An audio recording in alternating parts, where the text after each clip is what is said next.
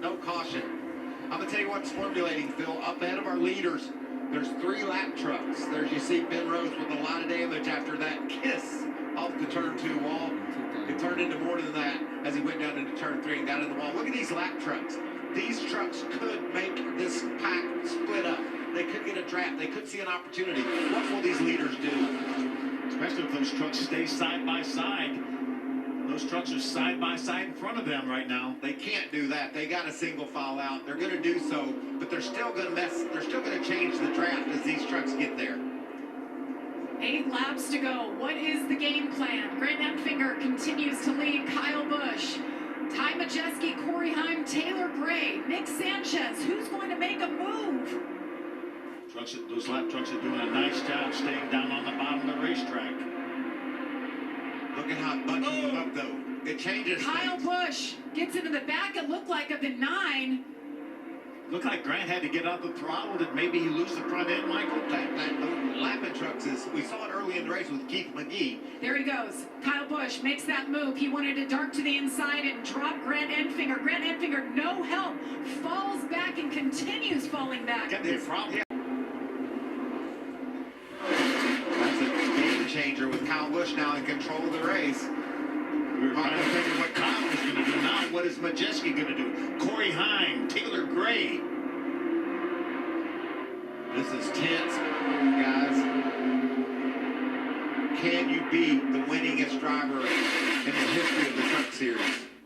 64 times he has driven a truck to victory lane. Finger brings that number 9 champion truck to pit road. Looks like a right front flat for Grant. Well, the Toyotas get together and gang up on these other 2 manufacturers.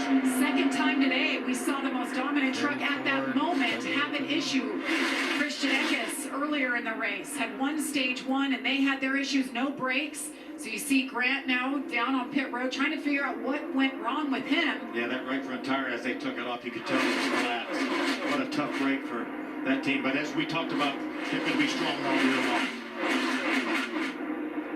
Kyle Busch continues to lead and control this race. If I'm Ty Majeski, I'm starting to roll off the back of Kyle Busch just a bit. Start playing with that air. Start feeling what it's like to fall back and get a push and time it perfectly.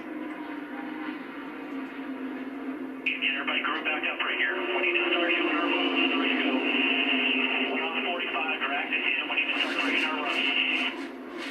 That's Nick Sanchez team talking about laying off and brake a little bit to back up. And he's got Honeycutt. He's got a nice gap here. He can pull up if he can get the right push.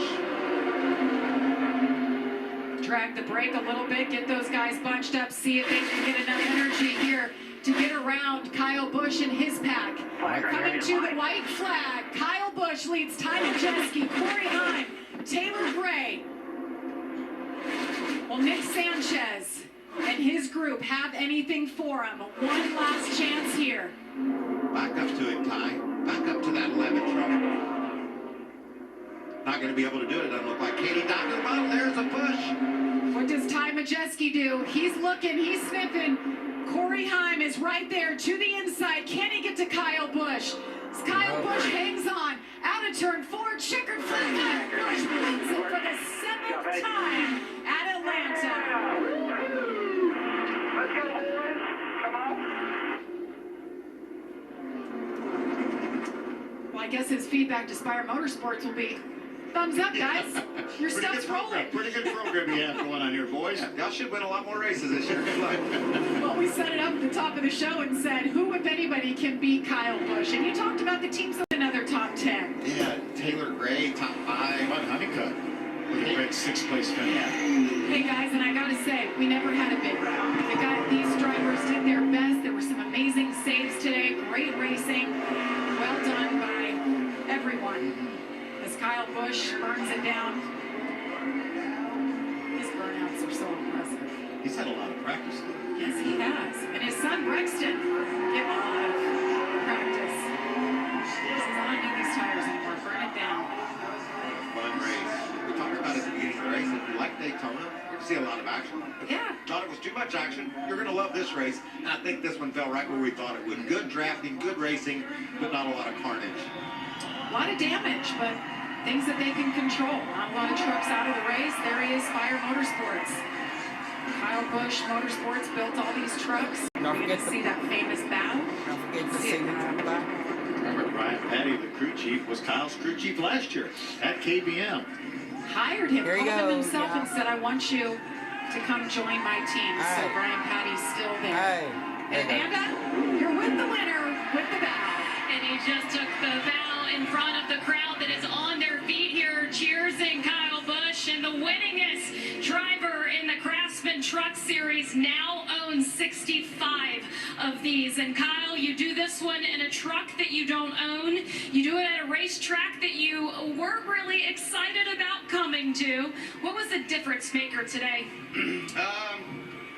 I mean, you're relying on help, right? So you got to have guys behind you that are willing to work with you. And Majeski was that guy today for me. So, I mean, there at the end, we had a bunch of inspired